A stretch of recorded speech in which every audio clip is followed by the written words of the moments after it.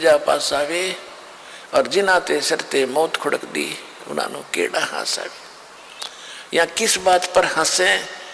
अभी हंस रहे हैं, थोड़ी देर में ना जाने के घर में कहर टूट जाए या आप पर कोई आपत्ति आ जाए तो किस बात पर हंसे? या ना जाने काल की कर डारे और किस भी ढल जा पासावे और जिनाते सरते मौत खुड़क दी।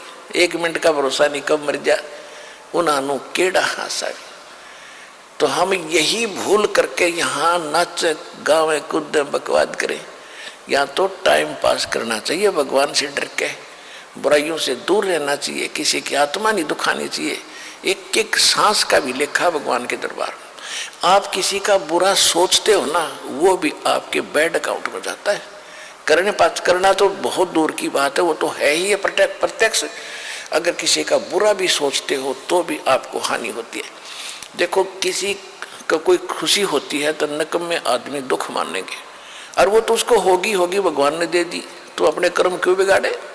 तो हम जो जिसको जो मिला है संस्कार से मिलता है, और हमने मुक्ति पानी है, संसार का कुछ पाना ही नहीं। और जो हमें 2 रोटी और थोड़े बहुत सिर ढकना चाहिए कि वह भगवान जरूर देगा। ये परमात्मा का नियम है, रूल है, ये तो विधान है। भगत को किसी चीज का भाव रहने ही नहीं देगा वो। तो इस विश्वास के साथ भक्ति करते रहना।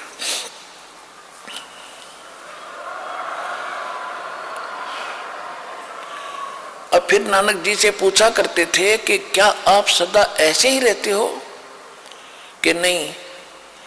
जब जिन भक्तों को मैंने ज्ञान सुनाया है, पहले केवल 5 नाम देते थे और नाम सतनाम किसी को नानक साहब जी ने नहीं दिया।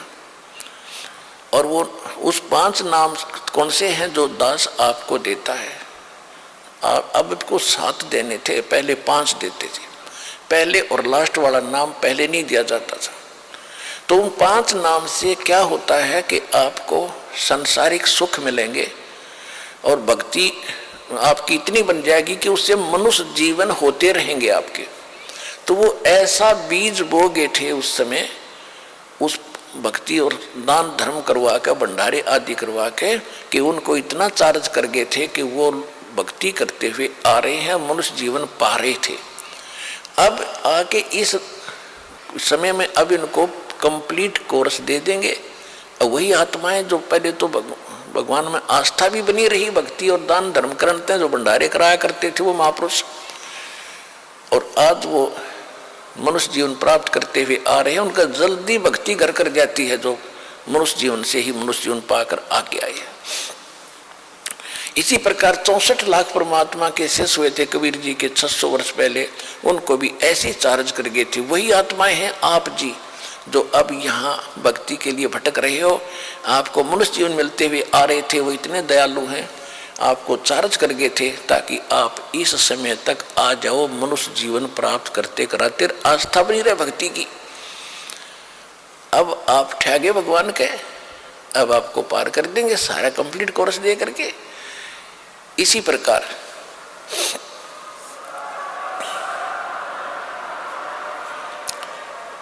प्रकार नानक साहब जी वहां प्रचार किया करते थे।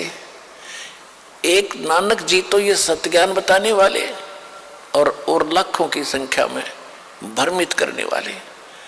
तो ये परमात्मा का ऐसा ज्ञान है कि एक बार समझ में आ गया, सारा संसार एक तरफ और भगवान का भक्त इस ज्ञान का जानने वाला एक तरफ। वो डट से मस नहीं हो सकता। फिर भी नानक साहब जी कहते हैं कि मैं साध मिले साढ़े शादी होंदी, शादी माने खुशी, साध मिले साढ़े शादी होंदी, विछड़ जा दिल गिरी वे, अख दे नानक सुनो जिहाना मुश्किल हाल फकीरी वे। फकीरी माने भक्ति साधना, संसार से विरक्त होना, ये बड़ी मुश्किल की बात है। कहते हैं मैं खुश होता हूँ जब मेरे भक्त जिनको मैंने ज्ञान दिया है, भक्ति दी है, नाम दिया है, ये जब वापस आते हैं सत्संग में, महीने में 15 दिन में जब महीने में सत्संग करते थे, कि जब ये न्यू के न्यू आ जाते हैं सत्संग में मेरे पास, तो मेरी खुशी का ठिकाना नहीं रहता। मुझे विश्वास रहता है कि ये बच्चे भगवान के मुश्किल से जोड़े हैं ज्ञान गुण समझा के, और ये ठीक ठाक वापस आ गए मेरे पास, तो किसी भ्रमित करने वाले नकली काल के दूत के फंसे नहीं। यानी परमात्मा के बाग में कोई दीमक लगा नहीं, कोई कीड़ा नहीं लगा, ये पौधे सुरक्षित हैं, तो मेरी खुशी का ठिकाना नहीं।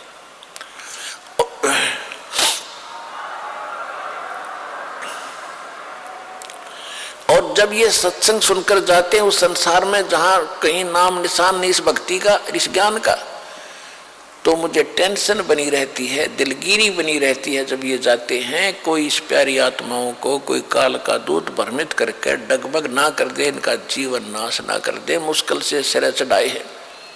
कहते साध मिले सड शादी होंदी, जब ये भक्त वापस आ जाते हैं खुशी होती है, और विछड़ जा दिलगिरी वे, जब ये जाते हैं तो मुझे मायूसी छा जाती है, और यही चिंता बनी रहती है, भगवान रक्षा करना तेरे बच्चों की, क्योंकि इस संसार के अंदर इस भक्ति पर रखना कोई हास्य खेल नहीं है, जहाँ लाखों लोग भ्रमित करने वाले, और एक नानक जी या महापुरुष एक ही होता है एक समय में, और वो एक सच्चा ज्ञान बताने वाला।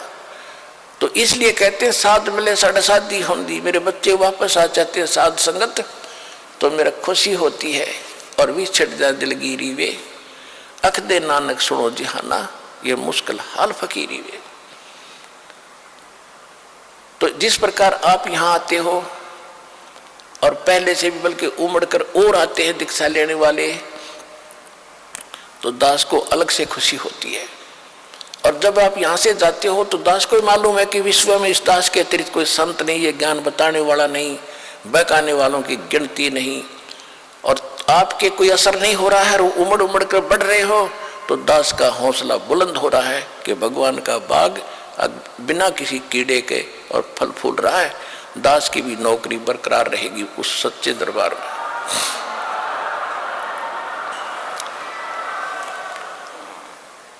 तो इस प्रकार इस गंदे लोक में हम क्या नाचें और क्या गावें।